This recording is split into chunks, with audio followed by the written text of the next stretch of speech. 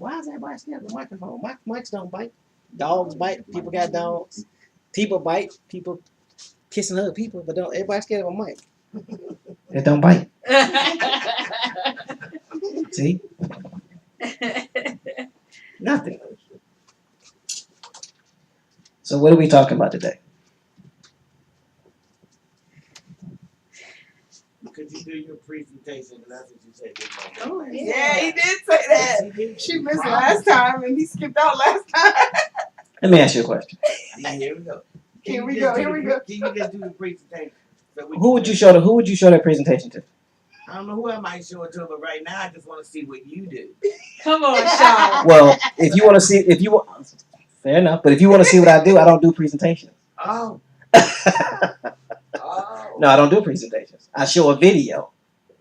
Now, if we have some new people come in here, I will do a presentation. That's what you want you to do. There's no prospect. He's already in. He's in. Okay. So the reason why I say that is this: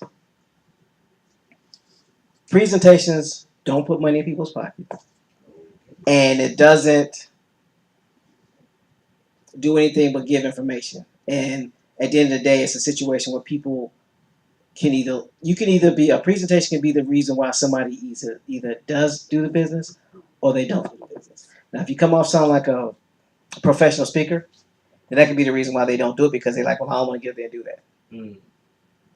So the old model, if you will, was to go into homes, do presentations. But the thing that I was always taught when I was in Amway was the worse you are at the presentation, the more people you'll have sign up. Because they'll be like, well, if that schmuck can do it, anybody can do it. Yeah. They suck, and they make how much money? You see what I'm saying? So I don't have a problem with doing a presentation, but you would get much more value out of me answering your question specifically than me doing a presentation that's not going to really be able to answer any of your questions, because y'all know the information. Nine times out of 10, because of what's been going on, y'all probably know more of the information now than I do. Because I don't go into the back office every day, and I don't really pay attention to a lot of that because I'm more into the business aspect of this. And one of the reasons why I was waiting for Carl to get here is because next week we will have a credit attorney here to speak. Oh, I hate that I'm gonna miss that. So my goal is to make sure I put everybody that I come in contact with in the best situation. I don't care what your background is. I don't care what your predilection for business is. My goal is to make sure that you take that and expound upon it. I'm helping you build a team. When I say team, I don't mean a team of salespeople. I mean a team of business owners. People that will go out and they have their own separate businesses, but when y'all come together, y'all form a conglomerate. Do me a favor when y'all get a chance, look up Samsung. Mm-hmm. Do y'all realize they're number 17 in insurance in the world? Something to think about. Well, most people think of Samsung, they think what? Phones, televisions, electronics. Right. But they're ranked number 17 in the world in insurance. That's what you call a conglomerate. So my goal is to help people create many conglomerates, so you don't have one stream of income that you have to focus on. That you have many streams of income that is not just dependent on your efforts and your intellectual capital or your intellectual property. There's a group of people on a collective doing it. So that's what I provide. Okay. But for you, I'll record myself doing a presentation, and I will send it to you. I feel special. Well, then the question. What's that? Ask the question. All right. Because that's what I came in with, being showed how Right. to post. Right. Okay.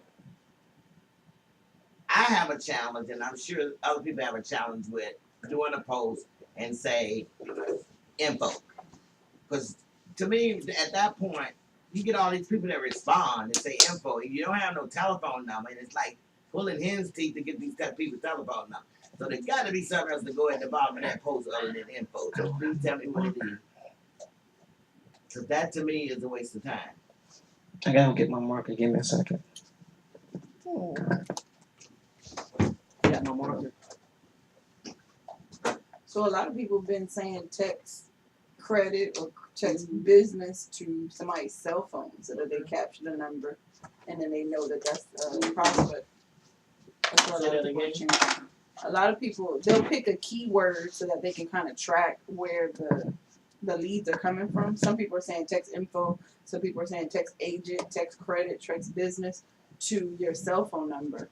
And therefore, you'll know that that's a prospect. And then you'll be able to capture their phone number instead of them going to your Instead post. of just saying on the post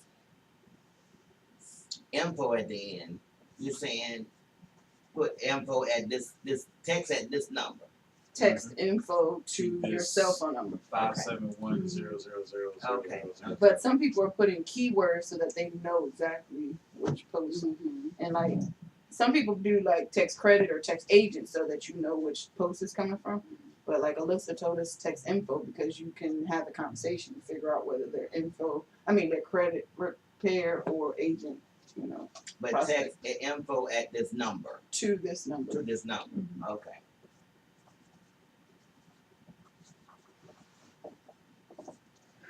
When you're using social media, it's nothing more than a mechanized means of marketing. Again, who's your target audience? Who are you targeting? Because all those platforms have a matrix. They have it so where you can actually target specific people with specific backgrounds, earning a specific income, living in a specific area. And if you're trying to hit everyone, you're going to end up hitting no one, or you're going to end up having to replace somebody every 3 to 4 months. So even with Facebook, you can do that. Yeah, but you got to pay for it with Facebook. Oh. You got to pay for it with Facebook because you have Facebook business page. Mm-hmm. So for me, what I encourage is you use LinkedIn because LinkedIn is for businesses. People there go there for business. And if you follow LinkedIn enough, you realize that they generally loathe MLMers Mm-hmm.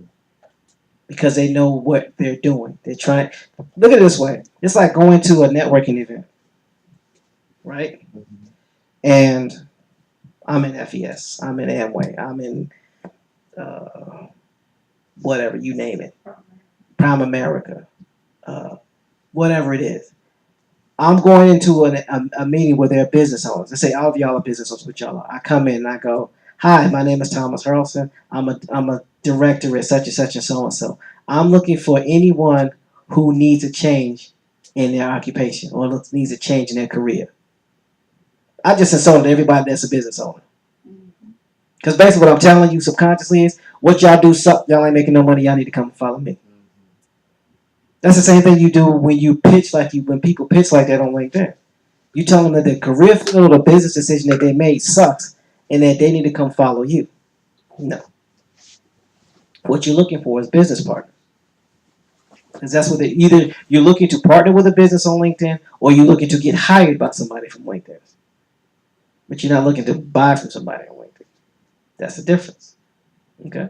So if you're going to use social media, you need to find out what your target audience is. And I can't stress that enough because you know me, I'm a numbers guy. If you're replacing people every 3 to 4 months, right? Clients every 3 to 4 months. And you have, let's say you have 50 clients. Right? You got 50 clients. How many clients do you need to have in the next 3 to 4 months just to have 10 more clients or to have 60?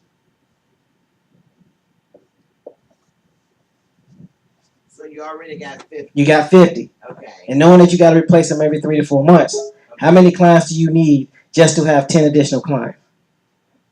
I just gave you the answer. You need 60. 60. Because you got to replace the 50 that you got. That's right. And then you got to get 10 more. Right. Mm-hmm. So to get 10 extra clients, because you're chasing everybody, you got to get 60 people. And now you're teaching your team to do that. So 60 turns to 120. 120 turns to what? 240. 240 turns to what? 480. So you're replacing 480 people every 3 to 4 months just to get an additional 10 for every 50. No one would invest in a business model like that. You couldn't get nobody to invest in that. But people promote that. Why? Because they're going after the quick cash and they're targeting everybody. That's the reason why the numbers are. That's the reason why the numbers are starting to level off. Because you're burning everybody out at the bottom.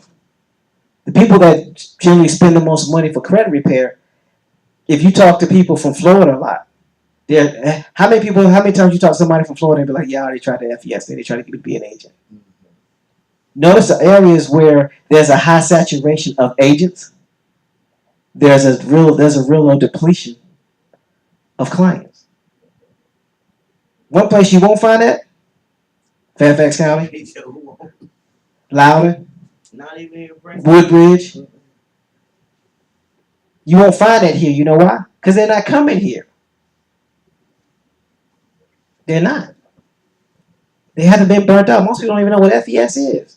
Carla talked to the attorney who's in Maryland. He's licensed in Maryland and DC to do litigation. He's never heard of FES. We used to have one of the largest agents or agencies for FES in Maryland. How come he's never heard of it? He's a lawyer. No one's going to talk to him because they can't impress them with what they drive. Which goes back to what I talk about. So when you're targeting people, who are you targeting? What mechanism are you using? What's the result?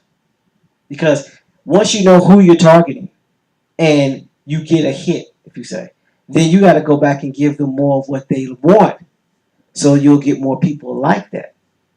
Go ahead. So I'm struggling with working my LinkedIn. Okay.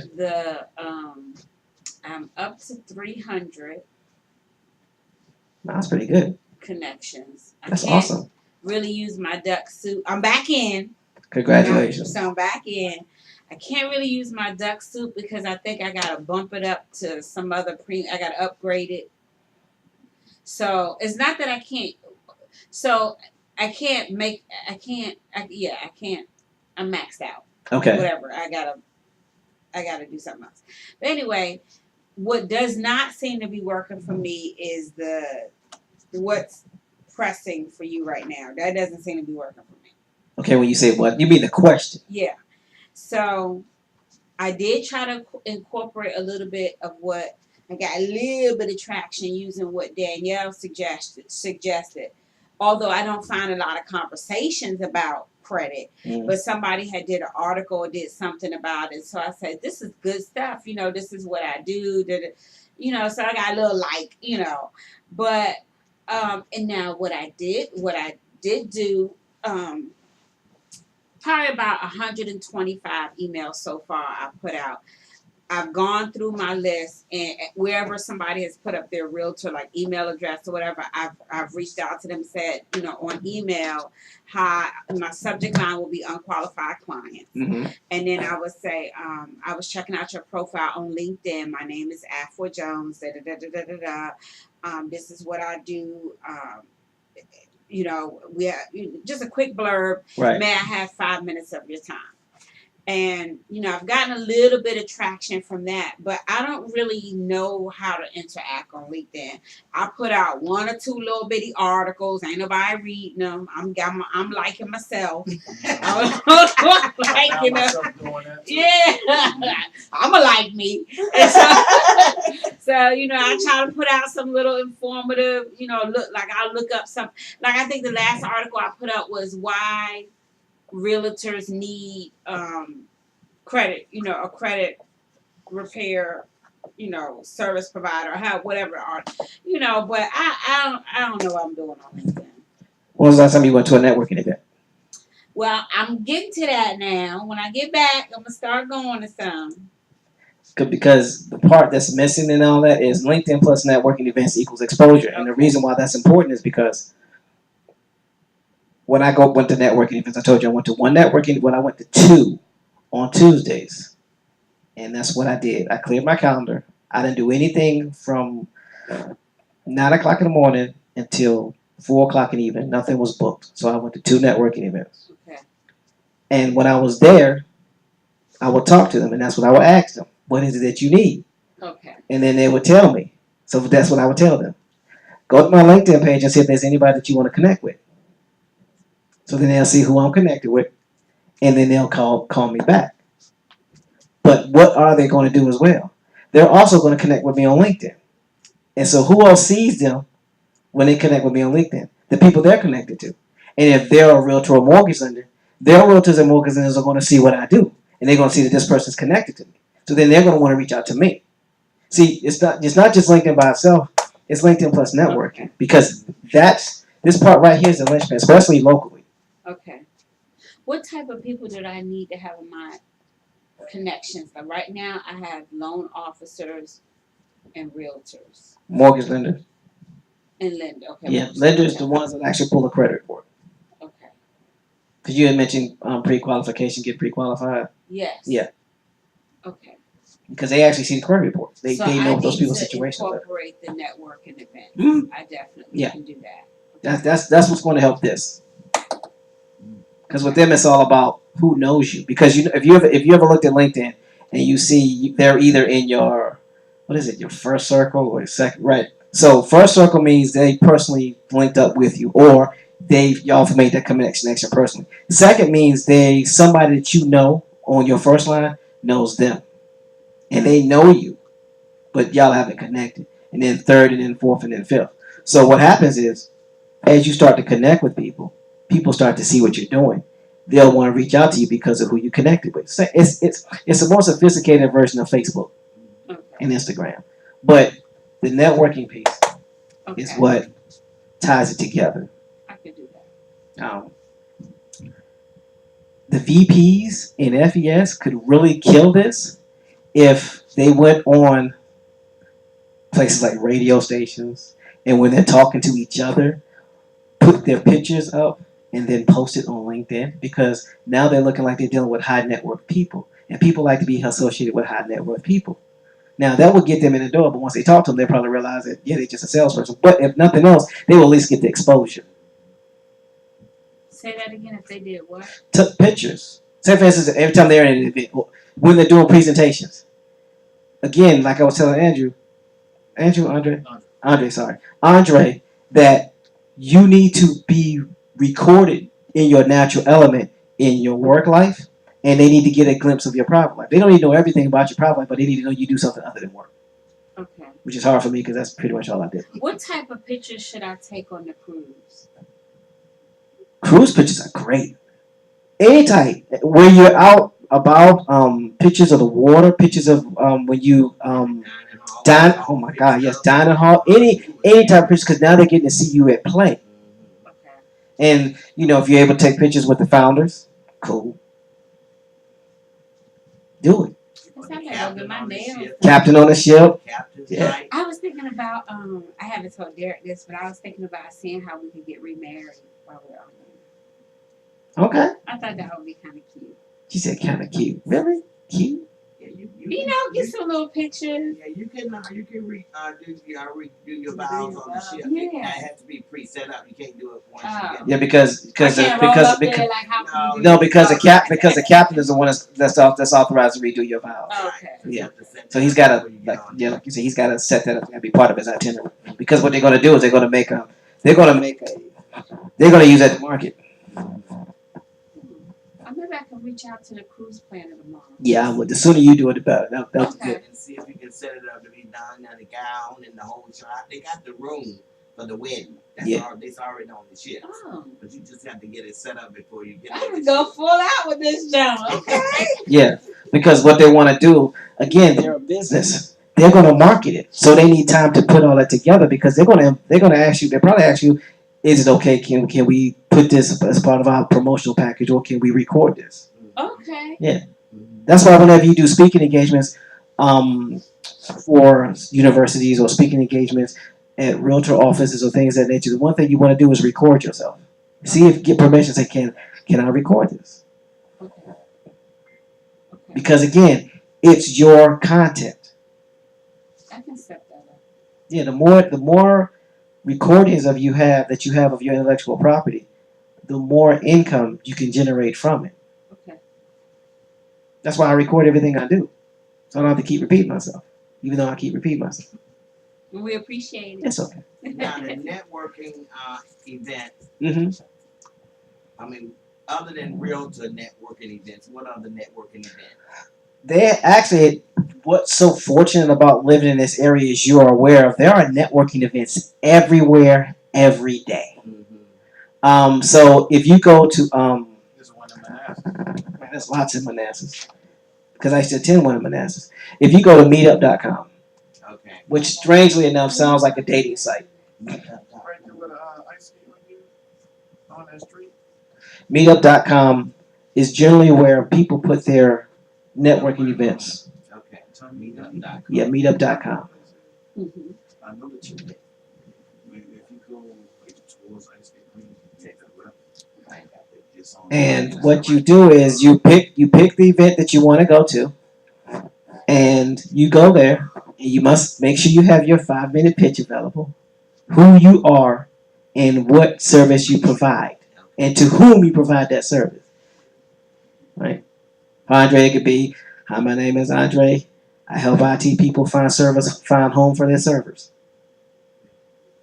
I like that. That is dope. Because the IT person will understand it. Now, somebody that's not in IT, they be like, why would you need a home for the help? Because they look at service as people that serve you. But that's good. That's a good tag. And that will resonate with people because he's speaking their language. Yeah. So That's then that would good. be intriguing because now when people think of IT people, they'll think of Andre. Yeah. And they'll be like, somebody be like, well, I'm thinking of buying a home. They're like, you in IT, I know you need to meet Andre. Yeah. Because he has an IT background, but he specializes in getting people in IT into homes. So that could be your tagline, and then you could talk about some of the problems and some of the challenges of being in IT and what people don't understand. You know, especially family members. If you're an IT person and you got a 2-bedroom or 3-bedroom, one of them rooms is not going to be for somebody to sleep in.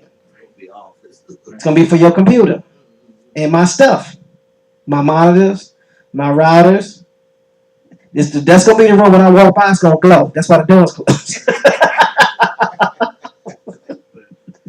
It's cold. Exactly. So again, you speak to that. What you'll do is you'll be able to talk to an audience that no one else has been able to talk to in that vein because you understand it.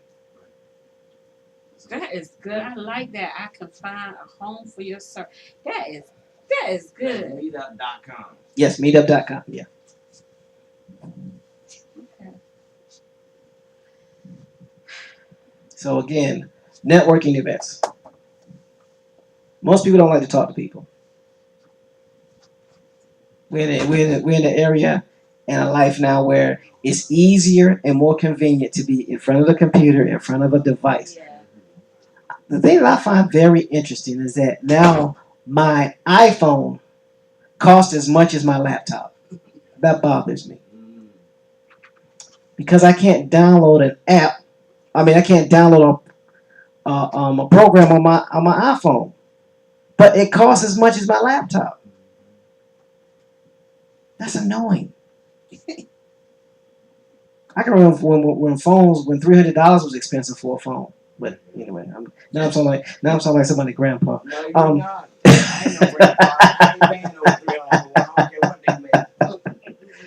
So your advantage is your ability to communicate in public. That's what most people don't have. See, it's one thing for me to get up here and speak to an audience that's basically listening because I'm a quote-unquote subject matter expert. It's another thing to be able to have a conversation and for me to be able to find out exactly what you need so we can build a team. That's different. And most people have very poor communication skills. So once you get that done, and then you go to your get your LinkedIn account straight and go to networking events, I would only suggest go to 1 or 2 on one day. Don't get caught up trying to go to 4 or 5 like these professional networkers do. And then I'm wondering, like, when you got time to do work? Yeah, because you can do your face one day, maximize that little time. I don't believe in wasting good face. So I could do 2 events. do my makeup one time. Now you were saying when you go to the That's good. networking events, and this young man, I know you correlated his IT with the real estate. Right. Now what was some of the other ones that you were saying? Well, at the end of the day, you're gonna need to tell people what you do and how you solve their problem. So I'll just give an example of because what generally speaking, networking events work this way. You go in, right? You get introduced, or you have somebody that greets you. They ask you, you got any business cards? So you give you business cards, and then someone is generally responsible for walking you around to meeting people. So the first thing they're gonna ask you is, "Hi, my name is Thomas. This is what I do." And then they're gonna ask you, "So who are you and what do you do?" And then you tell them. But the goal is not to give them a whole bunch of information and then try to connect with them right then. The goal is to see if there is some synergy there. And is this somebody that I want to look at becoming a business partner, or is this somebody that I can help? So you give them just enough information for them to know who you are and what you do. And then after everybody gets settled, then you have an opportunity to tell people a little bit more about your business. Okay. What I found is that it works better if you can tell a success story. Okay, so when you're in a networking event and when you're talking about what you do, the first mistake people make when they tell people who they are and what they do is they give them their name. Hi, my name is, and I do this. And then they go on to talking. They're not going to remember you because all they heard was your name, your title, then the story. What you're supposed to do is the story. Come on. You want them to be intrigued. What was the problem? What was the solution? How did you solve the problem? How did you save the day? Then you tell them your name, and then you tell them what you do. Because now they'll remember you. Okay? But what you'll hear from people that's been doing this a long time is, "Hi, my name is Thomas. I'm in real estate, and my job is to do yada, yada, yada." And then, the voice trails off because you're thinking about where you need to be afterwards. Go ahead. Can we role play for a second? Sure. So I'm at a meetup and I get that situation and they, tell us who you are. So my name is Afua Jones and I help unqualified clients become, well, I don't want to say that. No, you don't. What do I want to say? Who do you help? Remember, you're talking to business owners. So what business owners are you trying to partner with? Realtors and, Okay. and lenders. Okay, so what do you help them do? Sell more homes. Right. So my name is Afua Jones and I help mortgage professionals sell more homes because that encompasses everybody. Right. And then I stop there. Yeah. And so that's a one-on-one conversation. So you and I talk, right? And you ask me what I do, and I say my name is Thomas Ross, and I help realtors sell more homes. I help realtors get people more qualified. And then what I'll do, I will always get you to start talking about yourself to take this focus off of me because that's the easiest subject to talk about. And then once we get situated, we get seated, then everybody stands up and tell them what they do. When it comes to me, I will generally start out with a statement like this. There's a lot of great things going on with a lot of mortgage lending companies. I said, but here's one of the biggest challenges. They spend an excessive amount of their profits on advertising. I said, and if you're fortunate enough to be a part of one of these companies, that's great. I said, but one of the biggest deterrents of that is that 60% of those clients that come through your door are then turned away because they are not qualified. I said, so that means you're looking at 60% of your profit walk out the door. I said, that can be discouraging. Okay? So, what is a good remedy for that? Well, a good remedy for that is to be able to have someone take those non-qualified clients, make them qualified clients, and not only will that put more money back into the realtor's pocket or the mortgage lender's pocket, but it would also create a favorable position and have those people who didn't qualify refer more business. My name is Thomas Russell, and I'm with TMH Global, and that is what we do. So that's your story. Mm-hmm. You told your story Mm-hmm. in terms of how you help the people Mm-hmm. and why you help the people, Mm-hmm. and then you give them your name. Exactly. My name and my title. So I help Can you just say that one more time? Right. I can't get it recorded right, but I remember. All right, now let me figure out how to record. Well, I gotta send y'all the recording from last week, so I'm gonna send y'all this one too. Will it say ahead, recorder say it. on here? You got a 7? Just go to your camera. Camera? Oh! Show enough on to get down. I used to have that same form. There you go. And just hit the record on the far left with a red dot. Okay. Thank you, sir. So you where looking we? good, Mr. Thomas. Thank you. So where are we picking up from again? The whole elevator speech. The whole elevator speech. You standing in front of the crowd. And he's telling his story. Oh, okay. So what I'll do is I'll stand up because everybody gets the opportunity to stand up. So either you'll stand up by your chair, or in some cases you'll get to come up to the front. So what I'll normally do is I'll say something to the effect of, mortgage lenders and realty companies spend at least half of their profits on advertising and marketing. I said, that's good if you're fortunate enough to be a part of such a great company. I said, but one of the biggest challenges is that over 60% of the people that walk through that door walk out the door unqualified, which basically means 60% of those marketing dollars walk out the door, which creates a big problem. Wouldn't it be nice if at least half of those people that walked out the door were able to be qualified and then bring in more clients through referrals, thus creating a win-win position for everybody? My name is Thomas Russell with TMH Global, and that is what we do. We help unqualified buyers become qualified buyers, thus creating a win-win situation. Thank you for your time. Thank you, sir. Yeah, I got that. Awesome. This thing recorded it. Save recording. Go ahead with your bad stuff. So that's what you would do, because what you do is you got them engaged That was and good. you got their attention. And then the last thing I say is my name or what have you, and then I give my tagline. Okay, TH, so what was now that? when you TH first come code. in, you say at these events, you TMH. know, they ask you to, they introduce you to somebody. Yeah, But instead of telling your story then, Yeah.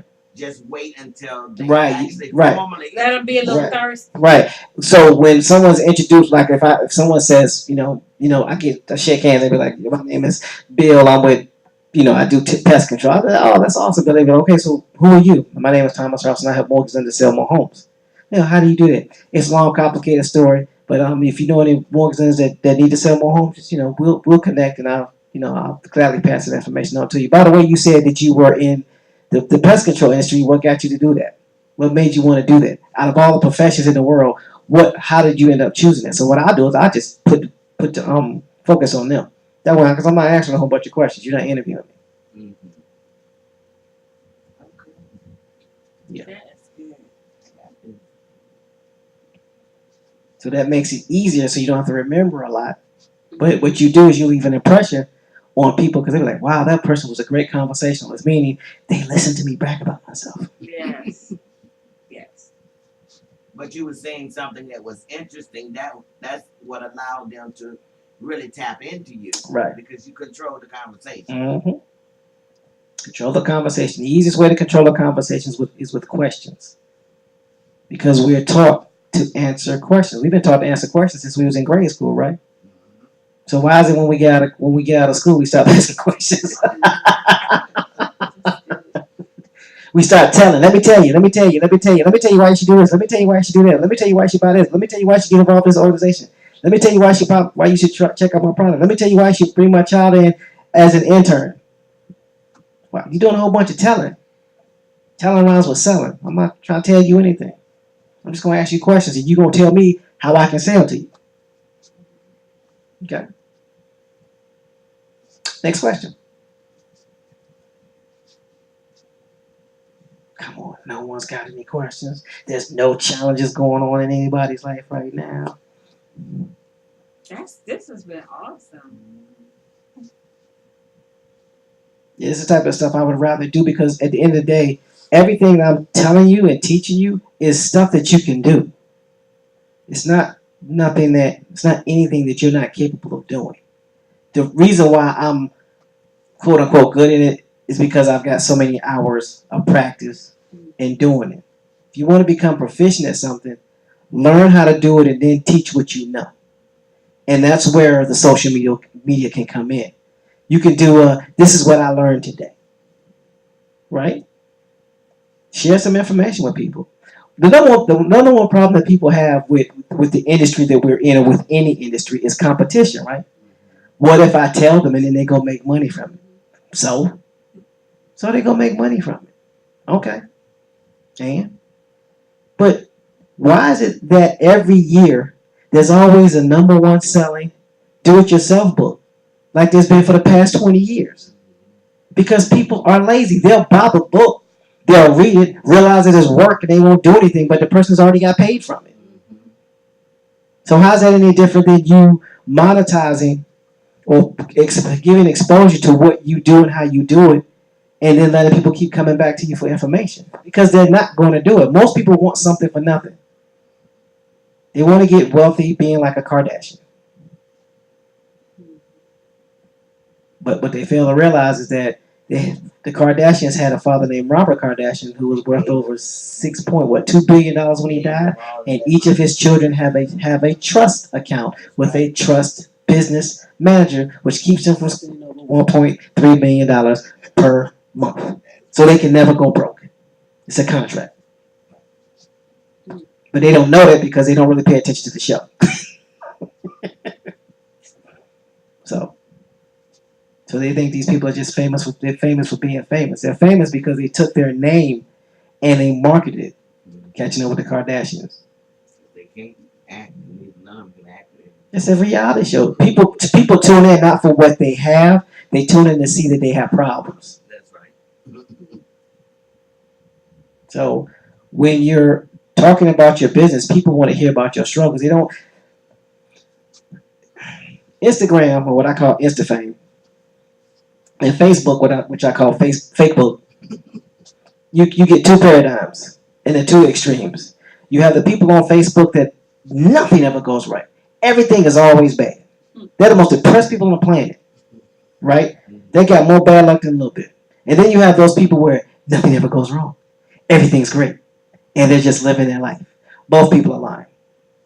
Because life doesn't work that way. You have your ups and your downs. And normally you have lots of ups and downs in one day. Right? So people are under the impression that if you're not talking about always good things that's happening, no one's going to want to be involved with you, or no one wants to hear about what you're doing. But the what is it? Generation after Generation X, what do they call them? Generation Y. Well, Generation Y, and then the Millennium. Millennials are basically depressive personalities. You ain't lying. And I actually talked to a realtor who was a millennial, and I was like, dude, help me understand, because I don't understand your generation. You know, I got two kids that are from the generation, but they don't act like millennials. They act like Generation Xers. So they're the outliers. And I was like, why? I said, so tell me something about the millennials that we need to know. And they go, well, we're depressed. All in popping them pills. And I was like, so why are y'all depressed? Well, because we've been fed a bunch of lies. We're told that there's a happy ending in every story, and that if you work hard, you're going to succeed. And we don't believe that. We want to know what problems and what struggles you're having before we even engage with you. We want to make sure that you're real and you're just not trying to sell us on something. That's why the people that show the personal side of their lives and the business side of their lives, and also are transparent. That's what they're looking for. They're looking for some form of transparency. So if they realize that you are a person, you have problems, you have challenges like they do, you're more relatable. But if everything is happy, happy, happy, happy, happy, happy, they look at you like, you full of shit. That's what they do. Life's not like that. You make my life suck. So therefore you suck. I'm not going to click when you click. But if they find out that you got real problems, oh, this is a real person. They understand. And not only by telling people that you have real problems, how do you get through those real problems? How do you get through those struggles? You know, one of the strongest things that you guys could do for FES is, how do you handle being $288 short of your next promotion? How do you handle it? What did you do? How did you recover? Because I'm sure that has happened to a lot of people, right? But nobody ever talks about it. There is no video nowhere on that. So the perception is that It only happens to me. If you want to do a powerful video, talk about that. That would be a good. It would, because people will resonate with it. They'd be like, because people can feel being that close to a promotion, and because of one sale or one declined card, your promotion is gone. How did you feel? What led up to that? What happened when you realized that you was that close and it didn't happen? What was your emotional state? How did you recover? Go ahead. That kind of happened to me. It happens to everybody. It's happened to me before. I had this person, and I put them in, Mm-hmm. and his credit card didn't clear. Mm-hmm. So then I called him back. Mm-hmm. Oh, he got this long story Right. why that credit card didn't clear. All right, now that very next day was my daughter had put together me a birthday party Right. dinner, Right. and I went to the dinner. But it's in my mind now. I still need one person before Melissa said 12 midnight or whatever. Right. The case may be. 2 a.m. on the East Coast, West I said, okay. So I went to the birthday party, and I saw a friend of mine that I really didn't even expect for her to be. I don't even know why she was. I mean, I know why she was there because my niece told her that they were celebrating my birthday. Right. Well, before everybody came in, I went to talking because I needed one person. Right. So I'm saying to her, Priscilla, you know what I'm doing. You know, you already done seen my post. You already done seen my She went information. straight to the chase. that you know, I text you and stuff like, yeah, I did, Charlotte, but you know, I got a cousin down there somewhere that does this. I said, have this cousin answered all your questions? Has this cousin given you the information you needed for you to make a decision? I said, but let me stop. Because, see, I know people starting to come in now. I got to move fast. So that's what's in my mind. So I said to her, well, Priscilla, let me just ask you this. I know you got this cousin or whoever is doing it, and I'm not trying to take nobody from nobody. I said, but let me ask you this. What is it that's on your credit report that's really, really a concern to you? And then she rattled off 2 or 3 things, 5 things, whatever it was. And I said, so I'm here locally. Your cousin way down in Alabama. Now, which one you want to do? So I'm just cool. I'm just put on straight up plug. I know what I got to get. I got to get this deal. That's what's in my mind. So, I mean, I literally signed her up at my birthday party, and I went outside and called Melissa and said, here's the information. Here's the credit card. I got my fifth. I think it just really energizes you if you just go from a different direction of knowing this is really what I need to do. I'm pressing now. But what you were saying about this video or this training, I'm just looking for one person. But if somebody was looking for 4 or 5 people, that $288, and they saw a training on that, I guarantee you it would immensely lift them up and get them ready for that next go round. Because they would have something to identify with. But it's like with FES, I've been in the business world for a long time. So going to these hoopla sessions do not turn me on. That is not my game. I am not going to sit up there and this is that mess for 2 or 3 hours because I already know you at the top. You know, I need to know what's going to get me where I need to go. Exactly. See, and I think that's what with MLSs, that's what turned a lot of people get in, but a lot of people quit. Yeah. Because they get tired of going to the hoopla. And they come out of there, they're all fired up, but they don't know how to go home and put that fire up into action. Ignorance on fire. That's what they call it. Well, that's So- I never do that. So now I know what So you need to take that story. Yeah, I can't do that hoopla stuff. So you need to take the story you just told us about that 5th person. Okay. You need to record it. Okay. That's good. And so here's the beautiful thing about it. So here's the beautiful thing about it. If you title it correctly, Okay. it'll be easy to find when your agent calls you and says, I'm only one person away. What do I do? Send them a video. That's Okay. good. I'm gonna do that. Send them a video. That's good.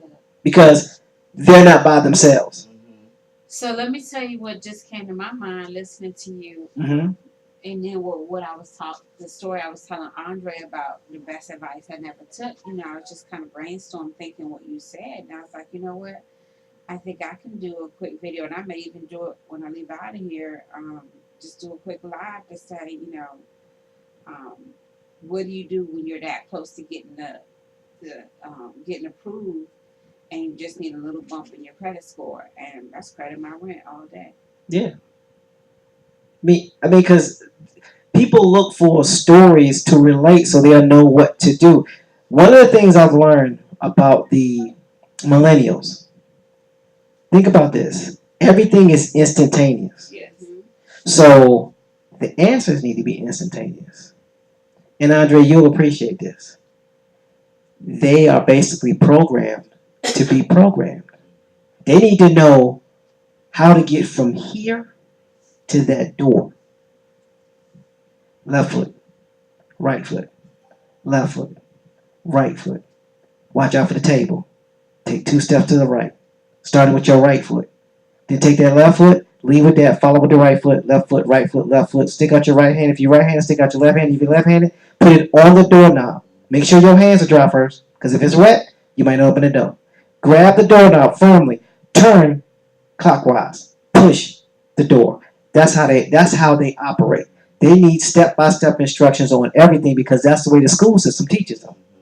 They don't teach them how to think. They teach them what to think. So as an entrepreneur, you have to be able to adapt to that train of thought. For us, when we were growing up, we had to figure it out. We had to use our imagination.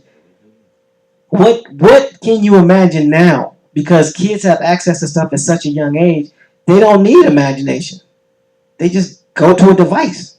So their creativity and their troubleshooting skills and their processing is basically killed. It's like anything else. Our bodies produce steroids naturally, but if you inject yourself with steroids, what happens? Your body stops making that natural steroid. So now you're dependent on that steroid. So if we've been feeding our kids information step by step for 18, 20 years, how are we supposed to expect them to figure stuff out when they've never had to figure stuff out before? We can't expect them to be adults if we never taught them how to problem solve, if we never taught them how to fail, if we never let them have challenges and issues and figure it out. That's the reason why the millennials nowadays are having such a hard time in the workforce. That's the reason why the government is spending billions of dollars on teaching them how to stay at a job. I've had people that are recruiters, they'll go, I've had 4 people tell me they can't come to an interview because they're at the mall. They just graduated from college. Can you call me back? I'm at the mall. What?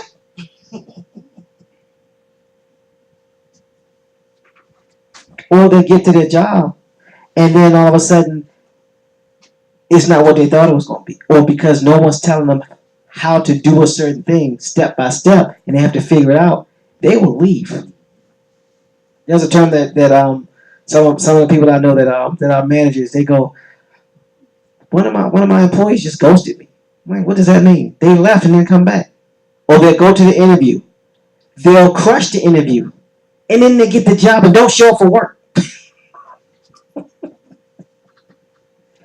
That's what those millennials are doing because they have been taught a certain thing, and when what they're taught doesn't meet their expectations, they get ghosts. They would a millennial will disappear on you in a minute. And I'm sure you've heard of this term called adulting. Do y'all know what adulting? Adulting basically means it's the act of being an adult and acting like an adult. Think about that. Adulting is not what you do, it's who you are. But for them, it's what you do. Why? Because the majority of their life has been spent through an avatar. Everything is an avatar for a kid, right? You have avatars for your video games. You have avatars for your Instagram. You have avatars for what? Being on social media. Everything is an avatar. So an adult is an avatar. An adult is a verb. Growing up is not something that they are, it's something that they're supposed to do, that they feel that they can take a vacation from. Yeah, I don't feel like adulting today. Yeah. It's like saying I don't feel like playing Sega or whatever video game. Yeah. That's because they've been told what to do. Right. They constantly have somebody telling them right. what to do instead of showing them what to do and making them prove themselves that they can go do it. Right. But our school system is the reason why they're doing that. So And parents too, because they do the same thing at home. They Yeah. tell them what to do. as long as you're making good grades, I'm gonna leave you alone. That's right. No. I was not that parent. I'm sorry. You had homework in the summertime. You had projects in the summertime. You was an angry child at my house, but you was a productive one. So at the end of the day, we have to realize who we dealing with, who is our audience. That's the reason why people are getting us are frustrated with FES and with some of the agents in FES. They're telling you they want to get their credit fixed. You're trying to turn them into an agent. They don't want to be an agent. They just want to get their credit fixed. But you need to get your credit fixed, or you need to get your file. I don't want that. I just want my credit fixed. No, you really need to get. Okay, you know what's going to happen? You're not going to hear from me ever again. And now it has tainted their thought process on the whole credit restoration situation. So you're burning people out, you're blowing people out, and then just because someone turns quarter of a million people turn 18 every day, you're burning them out just as fast as they turn 18. So you gotta know your audience. We're in a situation of problem solving, and life is full of problems. And if you solve the right problems, you can generate a significant amount of income. And if you automate the problem solving process, well, you can really get paid. So, go ahead. Man, I have a lot of leads. I just haven't. I don't know. I have one client. And, I should have another client tomorrow. But man, some of my leads they'll go, yeah, I'm gonna pay on this day, and then that day comes. I don't really call them. I have like an automated system, kind of hit them up every so often, and they don't sign up. Okay, so when you say you got a lot of leads, what do you mean by that? So I'll post something and they'll say info. Mm-hmm. And some of them will like actually have a conversation with me. Right. And and then I try to set up a date. Some of them will set up a date to talk, and some of them don't, or some of them, you know what I'm saying? So it's like all over the place. It's like a ghost lead. Everybody, like 20 people say info, you'll send the information out, and then you'll talk to 2 people. One of them will BS you, and the other one will actually talk to you, but never get back with you before. Right. Exactly. Again, I say this because it's important. Who's your target audience? Because if you're going off of solving a problem, right, but you don't know what problem they have, how can you solve it? That's like being a general doctor, right? The general doctor, or what they call general practitioner, they can cure or they can treat symptoms, right? But who makes the most money? The specialist. You realize the doctors that make the most money have the shortest intern. I mean, not intern, but what do they call it? When you go to residency, you know who makes the most money and has the shortest residency? What do they call them? They do the surgeries. The surgical doctor? No, not the surgical doctors, but the plastic surgeons. Oh, okay. They have the shortest interns and they make the most money. Go figure, right? The actual internship is like 8 years for most doctors, 8 to 10 years. For plastic surgeons, it's like 4. Specializing. So and then you have plastic surgeons that specialize in a certain body part. That's the reason why their residency is so short. So the more specialized that you are, the easier it is for you to solve the problem because you know what the problem is. That's my video. Right? So if you're trying to solve a general problem of credit, okay, that's great, but everybody's trying to solve their problem. So what problem are you trying to solve? From what demographic? From what income level? Again, how about this? You want to buy a yacht with your credit jacked up. You know they still make yachts, right? You know people still buy them. You know people still got jacked up credit. So why is nobody targeting yacht people that want to buy yachts? And I ain't never seen a post for that. Your credit score is just not high enough for you to get that yacht. I'm just saying.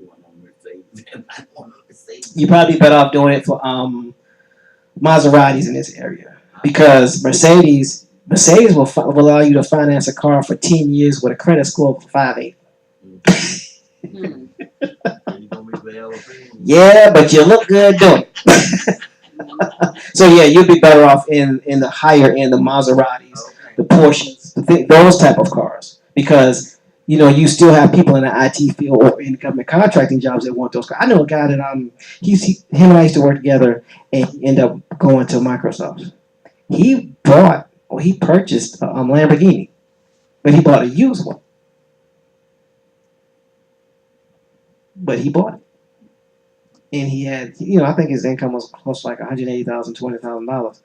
But he bought a used Lamborghini for about $80,000, and he drove it for like 4 or 5 years. But what I'm saying is, those are the type of people you'll be targeting, because they may have one or two things keeping their scores just low enough so they can't get it. Is your FICO and you could use terms like FICO because they will resonate with it. Is your FICO keeping you from buying your Ferrari? And 9 times out of 10, you only have to remove 1 or 2 items opposed to 20 or 30. So if you only have to remove 1 or 2, is 9 times out of 10 it's going to be a lot quicker to get those results, right? Yeah. So those are the type of people you need to be targeting, because those are the type of people that buy cars around here.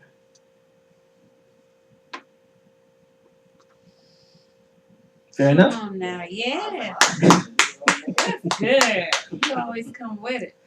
But it's like I said, it's one of the things of knowing the area, knowing what people think, knowing how people think. We know people here are very vain. Very vain. Everything is about how you perceive me is more important than who I really am. So if you see me driving through the neighborhood with a 550 SL or a Range Rover or a Maserati, you're going to have a different perception of me until you get to know me and realize I'm living with my mama in the basement. Now your perception changes, right? But if you never know that about me, then you're going to perceive that I have something.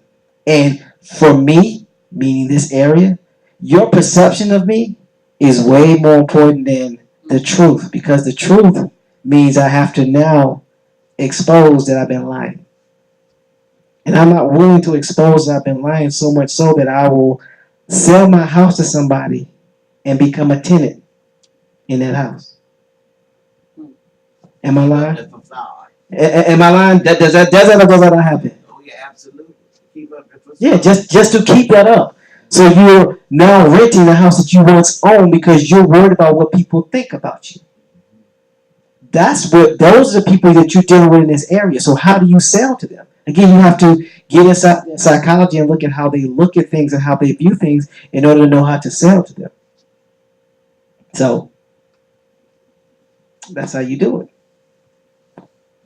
So your approach needs to change. And as you continue to help people solve those problems, what you will find is that you'll be able to solve problems on the fly. It won't be anything for somebody to ask you a question. You'll be like, oh, you do this. They'll be like, well, how do you know that? I don't know. Just came to me. It's basically a muscle if you think about it. We're fortunate enough because of the age that we're in, we're used to solving problems for our children, for our family members, especially being in IT. I know you got tired of people telling you, so, Andre, I got a problem with my computer. He's like, dude, I just got off work. I'll be at work a lot of the time. Yeah, so because of that, you are a subject matter expert, and that people trust you from that standpoint. But because now you do it so much, now people are going to listen to you. But you learn that because you did it so much, and now it becomes second nature, and you can do it without thinking about it. That's where you want to get to in your business. You want to be able to solve business owners' problems without thinking about it, to where it becomes second nature, to where they'll start asking you to sit on their board of directors. Well, they'll start asking for your advice. They'll start asking you, do you want to get on this venture? Because of your intellectual capital and your intellectual property. Be really good at solving problems. Problems lead to profit. Remember that. Yeah, I hear you. That's good. Problems lead to profit. And and what you'll start to see is you wanna help people solve their problems, because what you realize is there is money everywhere. When people see problems, you'll see profit. Get good at solving problems and don't be scared to be wrong. Okay, you wrong. Okay, it didn't work. Next. Not every idea I come up with works. A lot of them don't, but a lot of them do. Don't be scared to fail. Fail up is what I say. Yeah. You only need a 30% accuracy rate to generate $1 million. I don't know nobody that graduated from any university with a 30, do you? Hmm. But they will put $88,000 a month in your bank account. I'm just saying. Numbers were invented. Numbers were discovered, not invented. So look at the way it operates. Look at how you can solve problems and be excited of your ability to solve problems because most people don't have that. What's the credit attorney going to discuss next week? Well, I'll be talking to him on this upcoming Monday. So he was talking. He basically says that what he does is he doesn't do credit repair. He litigates for erroneous or inaccurate information on your credit report, and he doesn't charge you up front. You just split whatever the reward is. So if he takes your case and he goes to court and he wins, whatever the winning is, y'all split 50-50 because he didn't charge you up front. Because as you know, with the lawyers, you have to pay a retainer up front. Okay, and sometimes the retainers can be as little as $5,000 or as much as $20,000. How does he get to court? Is it something that like when you get When Equifax, Experian, and TransUnion refuses to remove those negative items that were erroneously put on your credit report, then he litigates because of that. he brings the Yeah, litigation. he's a credit attorney, so that's his job. His job is to litigate. So he brings the litigation Mhm. and then- Against Equifax. Yeah, that's what he does. and you would have that this week. I didn't do it. Carla was the one that did. I had nothing to do. He reached out to Carla on LinkedIn. They gonna record it, I'm sure. Yeah, we're gonna record it, Okay. and you know we gonna do some business with him because he has connections with credit attorneys in Virginia and some other states. I want that information. I'm gonna have to love y'all and leave y'all. That's fine, man. You know. Enjoy your vacation. You deserve it. Child. Yeah, I'll be in New Orleans on the 9th, Ooh. and then we be going on a what is it one of them European cruises in June. Ooh. So Congratulations. thank you. Mhm. So. Okay. Who you going on the cruise with? Actually, it's my training team, Danielle and her sister. Because we have Elite Entrepreneurs Incorporated, Oh. so we do everything as a team. So it's a business trip. Nice. That's cool. They can write it off. Of course. That's cool. So I we like look into it. Danielle a lot. Yeah, we're looking to expanding speaking engagements to Xavier University because that's where we're gonna be in New Orleans. Because one of our interns is graduating, so How you doing gonna. with your course? What Your course? online course. Oh, we still have it. We're moving it to another platform. I mean, I still do the trainings. I'm actually doing one this Sunday at 9, talking about at 7, talking about the winter personality, and then from there we're gonna do the trainings on how to lead those personalities. That's awesome. So we're gonna be moving to a different training platform. But until then, yeah, that's what we're doing. And those trainings don't cost anything. You just get on them. Now, if you want access to some of the old trainings, that's where it's gonna cost you. But for the live trainings, we don't charge. Marketing. And for those that do actually come to that get on, I actually send you the link to the video. So That's good. it's just Andre, you in great hands, bro. Okay, Glad now I you have a came out. question I'll about check in with YouTube. you. YouTube, yes. Is that the better place to record and put it on I'll YouTube? check in with you. YouTube is a better place to have your recordings replayed. YouTube is not the. My pleasure. I'm gonna be out too. All right, man. YouTube is a better place to have your recordings re-aired or replayed, not to go live. Because, again, because of the way YouTube's system is set up, if someone finds your information offensive, they can shut you down for almost a month. Mm-hmm. So you would rather have YouTube replay something and you have actual control of that material, and it can still be on your website. So people could you use YouTube to your website, Oh, okay. and then have that content on your website, opposed to having it always on YouTube. So if they shut you down, now you out of pocket for a month, 6 months in some cases, 30 days, or depending on however your competition who's malicious tends to keep you handicapped. So where is the best place or best company or source to creating the perfect website? That I don't know, because I mean I could give you the guy that did my website. He's pretty reasonable. It also depends on how much control you want to have, or if you want somebody to do it for you. Like just like the social media in situation, you get what you pay for, and how much control do you want to have versus how much you want them to have. So it's going to range. You're going to end up paying anywhere from, I would say, $1,200, and then maybe $75 a month maintenance and upkeep, to anywhere from $5,000 and $500 a month, just depending on what you're trying to accomplish and what you're trying to do. Okay, but I'm just saying, okay, if I set up a web page myself, I'm not even talking about me doing it. I'm just talking about getting somebody to set my web page up. I don't want them to control it. I want to control it myself. Well, yeah, you can. There are lots of companies that do that. I would look at companies that deal with that outsource their talents, like Fiverr and Elance or Freelance. Those individuals will probably be the best place for you to start. Now, where you can at least get quotes. Fiverr is spelled Fiverr, something like that. Name those off again, please. Fiverr, and I think it's Elance.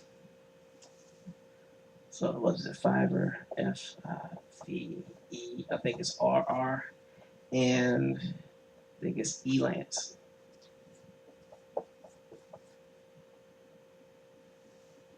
Which is basically a site for freelance people that actually lend their services out and they bid on jobs.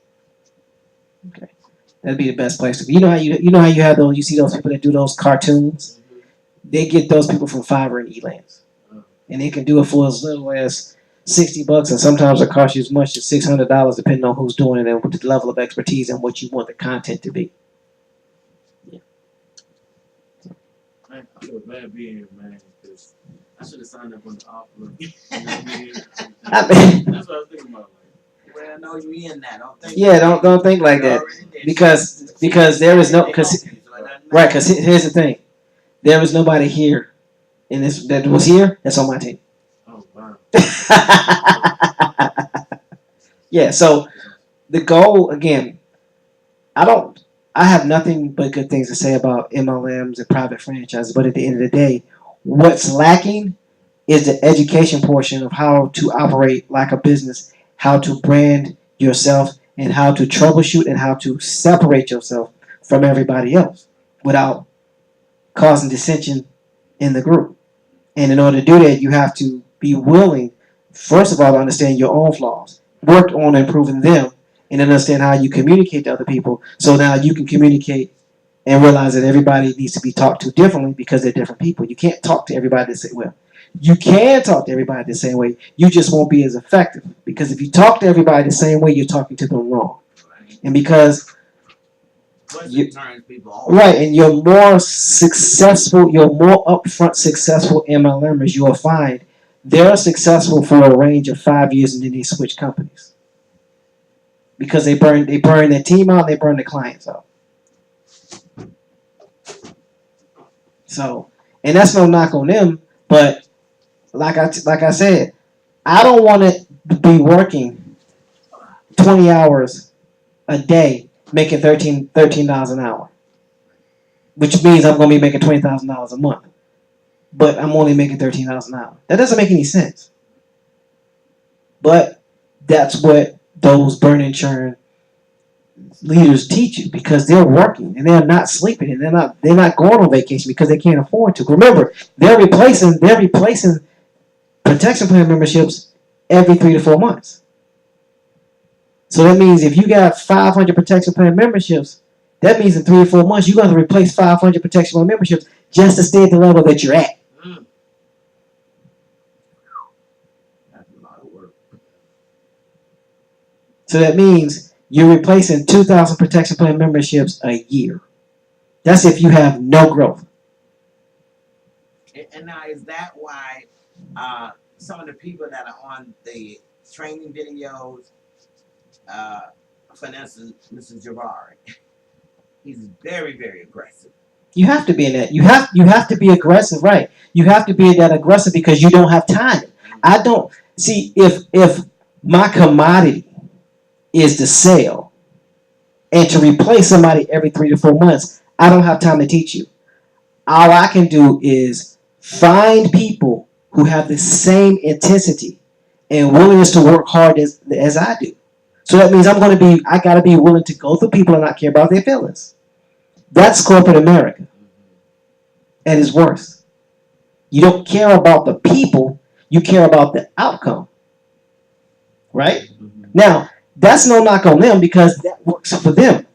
For me, I don't want to be working 20 hours a day for 20 years. And I'm replacing friends, I'm replacing relationships, and every 5 to 7 years, I'm getting in another MLM. What I always find it is interesting, and again, this is not a knock, this is just facts.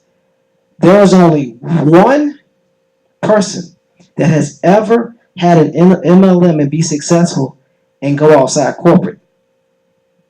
One. And they actually own their MLM. And that was the DeVos family. Mm-hmm. Rich DeVos, his wife, she's in the Senate now. Yeah, she is. Right. They're making mess out of Right. it. But they own that MLM company. Now, you have some people that have been successful in MLM companies that become public speakers. They become motivational speakers. Mm-hmm.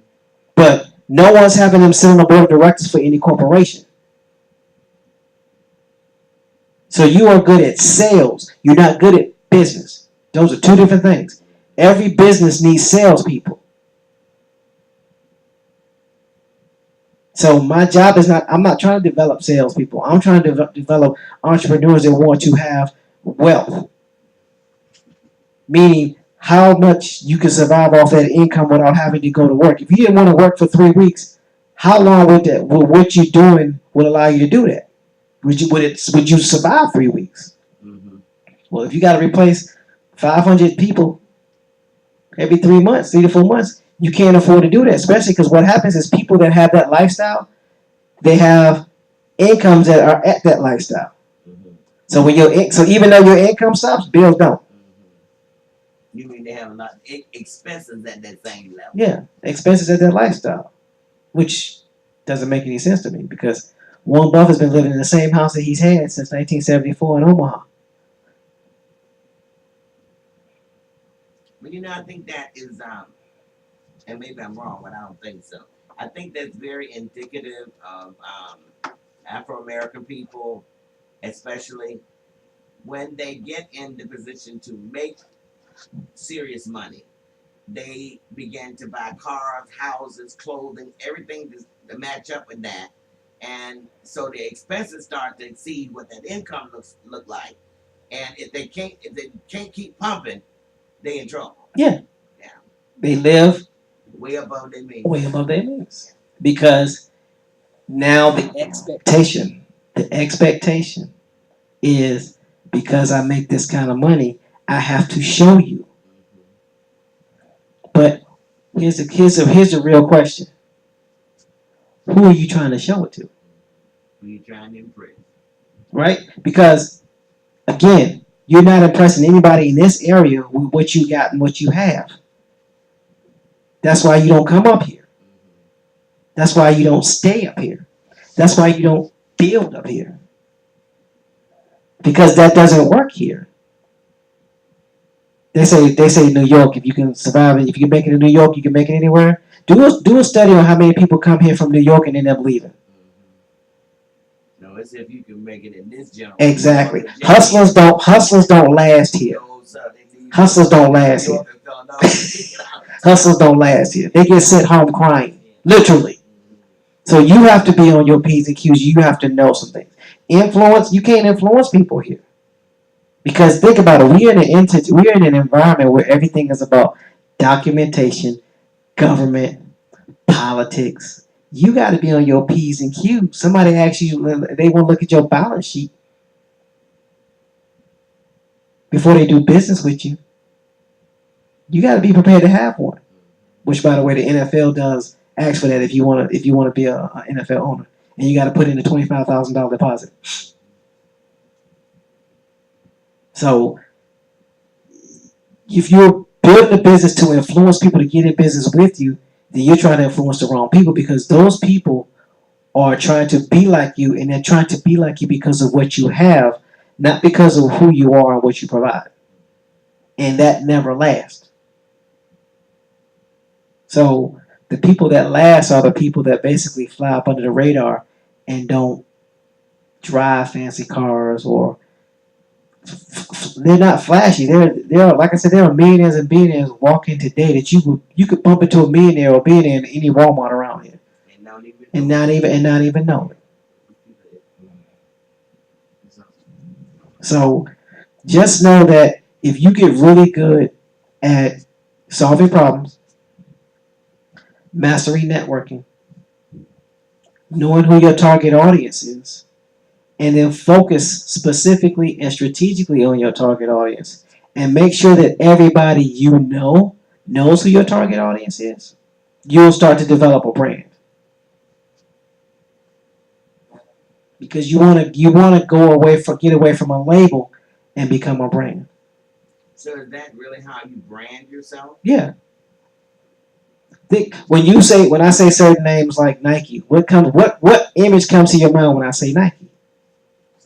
Sneakers. So who generally wears sneakers? If you think about it, men, basketball players, people of an athletic build or who are active, right?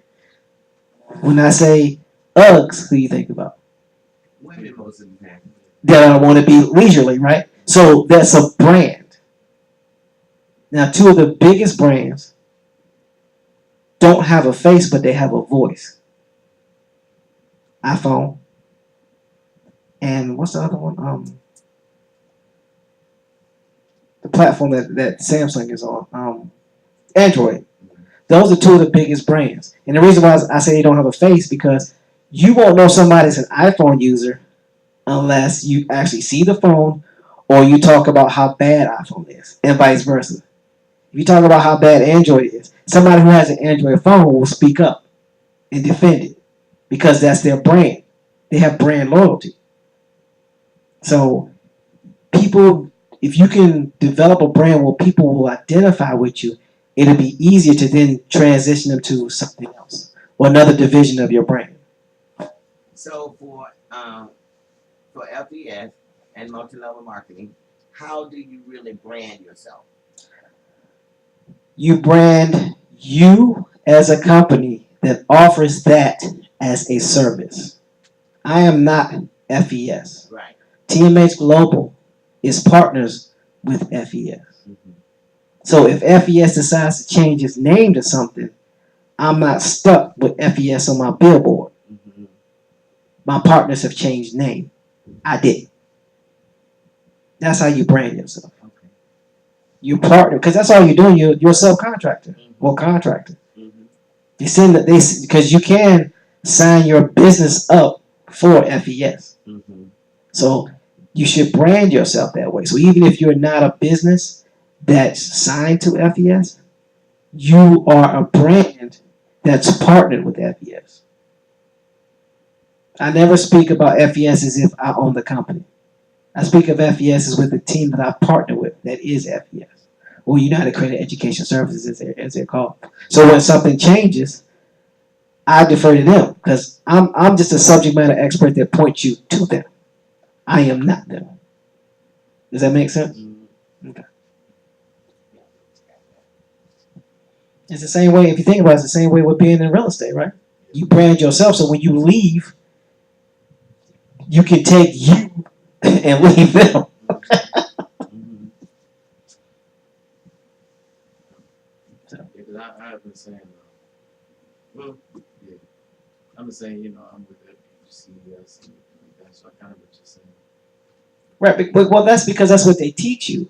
I mean, again, you're only going to do what you're exposed to, and there's nothing wrong with it. But at the end of the day, Create your own brand. yeah, you want you You, your name. exactly. Your Andre, who is Andre? What does Andre do? What is a typical day with Andre? Right? Yes, it should be Andre and his partners at United Credit Education Services, or Andre and his partners at what realty company you with? EXP. His partnership with EXP Realty. You have a partnership with them. You don't own them. You're a partner of theirs. So that's the way you should speak about them. They're on your team, right?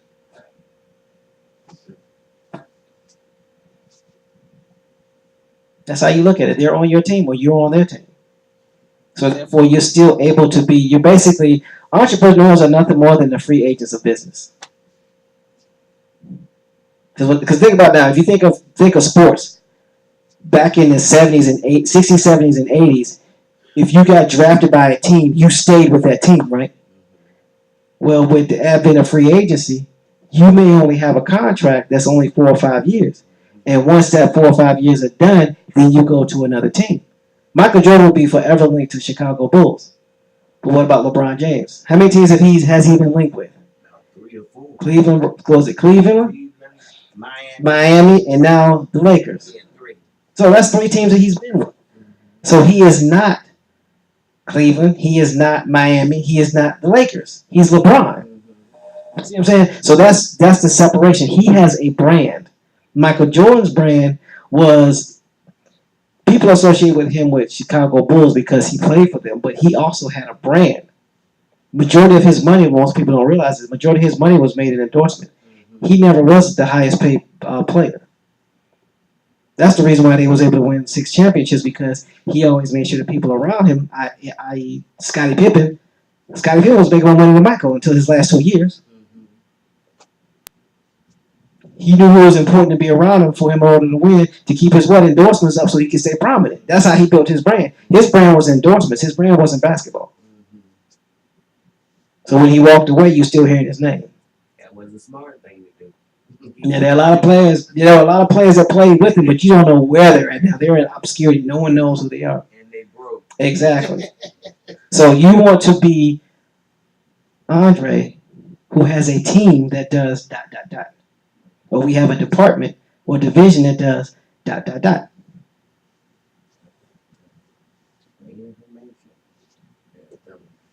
Okay. Questions? Comments? Comment. Okay. So this lady in this group just said, you're way too bomb to be struggling in your business. What's your struggle?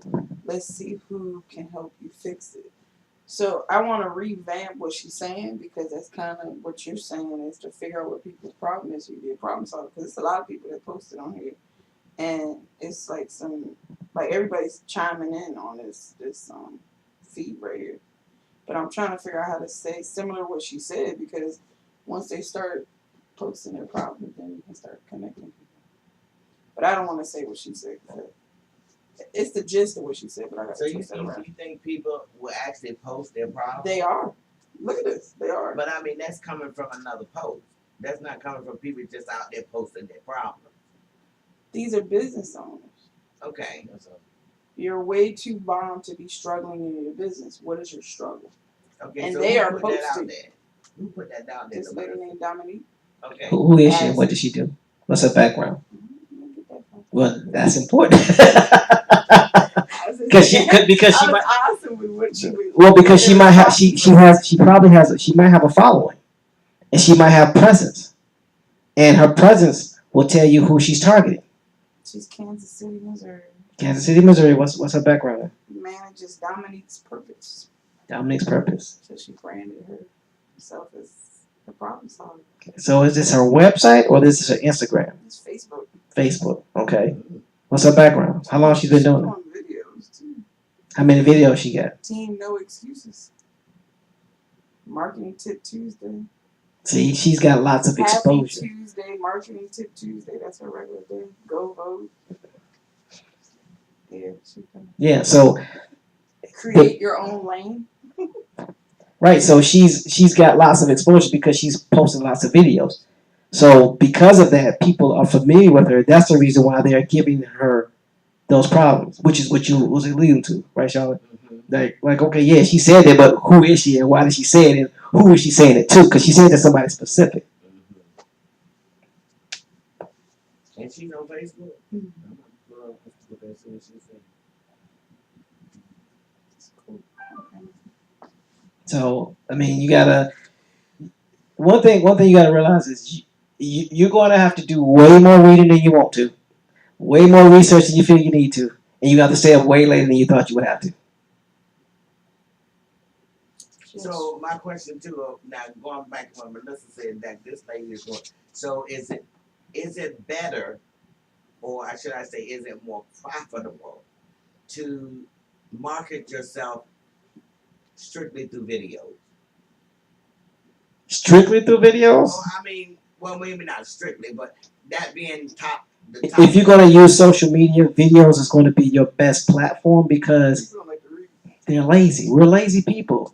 And look, as much as I am not a social media person, I am far more likely to click on a website with a video than I am the one I gotta read. I'm gonna tell you how lazy I am. How lazy I am. I am so lazy that if I gotta read an article, I will copy and paste it and put it in Microsoft Edge and click read aloud. That's how lazy I am. I got Audible all day long. I sit in the car. So knowing how I am, and I read a lot while listening to Audible a lot. So just know that there are people that are going to want visuals when they hear something. So someone reading something or a video or something, because we're a voyeur nation. We don't just want to hear a voice. We want to see the face with the voice. We want to see the personality. We want to see your facial expression. We want to be nosy. We're nosy people. So if you're going to use social media as a platform to market, then yeah, videos will be your best bet because people like the scenery. They like to compare. They like voices. Your voice will attract people that nobody else's voice will. Your delivery will attract people that nobody else's delivery will. So people are so afraid of competition. When there is no competition, you're going to attract who's attracted to you. That's just the way that it is. So hopefully that answers your question. Yeah, you did. You did. No, you did. I recorded. I hope it's okay. It said it recorded. Like I said, I'll be sending out this week's recording, last week's recording as well. So I send out. What I do is I send out in conjunction with the trainings I'm doing on Friday and on Sunday as well. So that way everybody can get it. So you got them babies at home. You better come on. So hopefully this was helpful. It really, I enjoyed it. I really did. I got a lot tonight. I got a lot. I just gotta go get me somebody to create me a webpage. Wasn't that better than me spending like 90 minutes on a presentation? No, I still want to hear that presentation. Don't do what you say. I do want to hear it. But nevertheless, no, I just wanted to hear it. That's all. Because I've heard a lot of,